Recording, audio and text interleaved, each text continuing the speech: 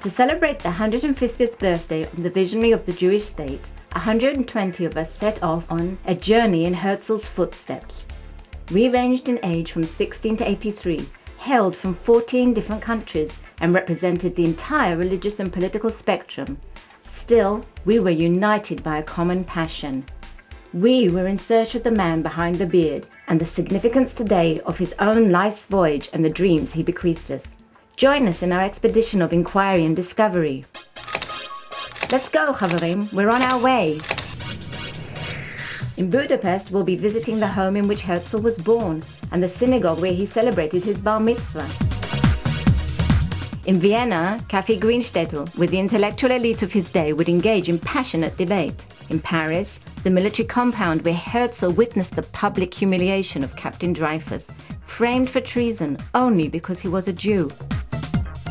In Basel, we'll be gathering in the hall where Herzl convened the first Zionist Congress in 1897, setting in motion a process that would bring into being the Jewish state he dreamed of.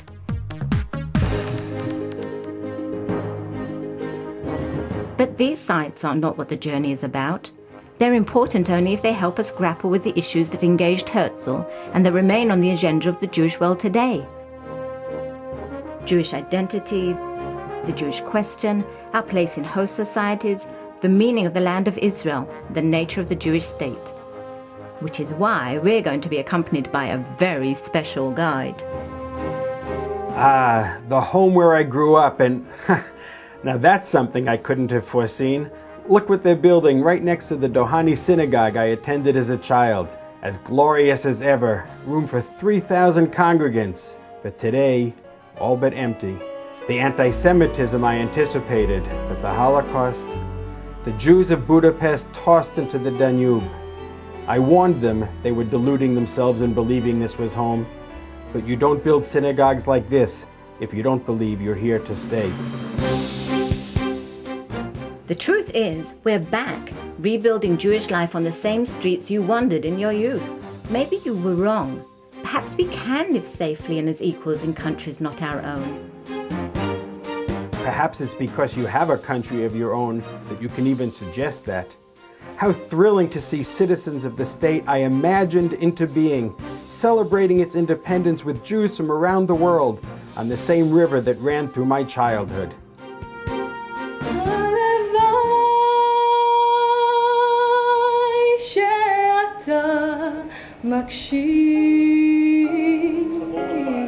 It's cost us, this dream of yours.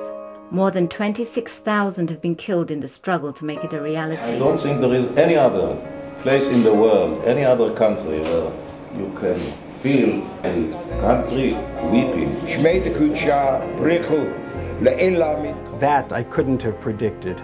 And if you had, would you have urged us onward? Should I have? Is statehood worth the terrible price you have paid? How much worse things might have been if I hadn't. Instead, today, in the same city where I concluded that Jews would never be at home anywhere but in a state of their own, there's now a square named in my honor. Who could have imagined that from the roof of the Paris Opera I so loved to attend, a flag would fly announcing the presence of the President of the Jewish state, that in my day was but a fantasy. If others had taken Herzl more seriously early on, my own family might have been saved.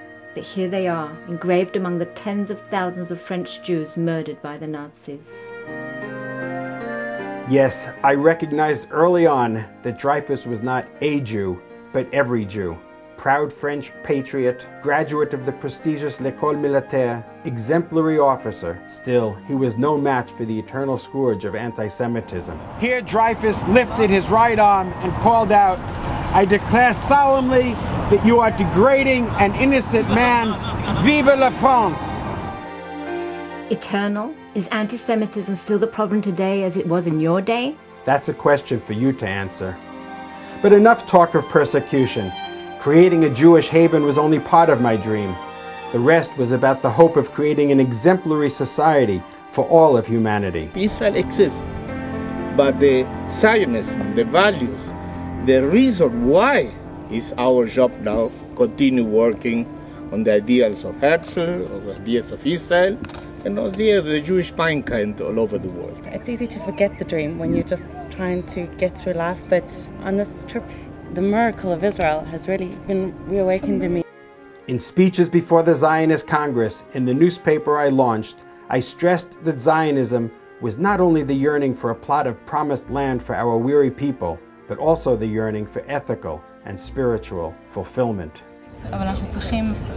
We have to build a socially conscious and spiritual Israel, to take responsibility, to work to fulfill the vision of creating a more special society, one with values, to demonstrate that we have a genuine desire to become a light unto the nations, that it's not just a slogan. Yes, I always held that Zionism was a return to the Jewish fold, even before it was a return to the Jewish land. And what I wanted to see in that land was a new blossoming of the Jewish spirit. There are those who claim Judaism was not important to you. Listen, he'll tell you. Tomorrow you're all going to get a copy of Neuwelt, and there's a very interesting article about the attempt for Herzl's efforts to try to get the rabbis involved and his disappointment. I was more excited about reciting the blessings over the Torah in this synagogue on the Shabbat before the first Congress than I was about delivering the opening address. Tell us about that Congress. It was like this, and you're sitting in the place as it was back then. Such excitement. Delegates, young and old, arrived from every corner of the globe. The long train ride providing ample opportunity for passionate debate. Strong point of view and a strong Zionism, you have to address these things. You can't just discuss it in some vacuum where everyone has the same opinion. The right solution. The only reason why you feel very connected, even though you still fight, and you know that at the end of the day, we'll all join hands in order to come up with the best solution.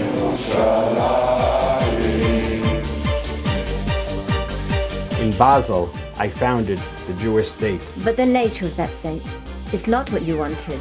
As long as there are those still dreaming. And your dreams? That famous photograph of you on the hotel balcony gazing into the future. All the deeds of man begin with a dream, and dreams shall they become. Excuse me? My dreams no longer matter. Tell me about yours.